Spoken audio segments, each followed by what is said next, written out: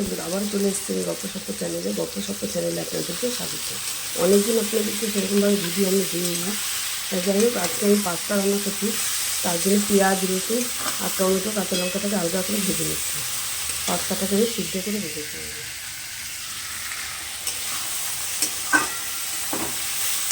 একটা আলু দিয়ে পেঁয়াজ এগুলোই দিই। এর মধ্যে একটু সস আর দিয়ে দিচ্ছি।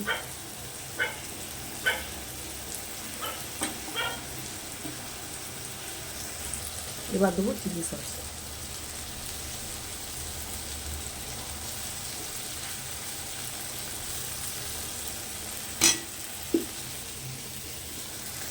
এবার দিয়ে দেবো আমি ডিমটাকে যেভাবে করে রেখেছি।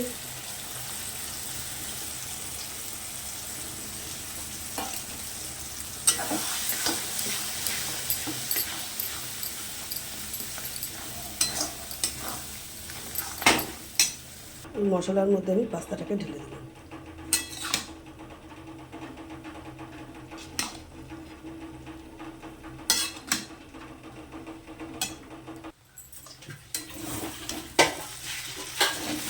পাস্তাটা আমার হয়ে গেছে, এবার আমি নামিয়ে দেবো।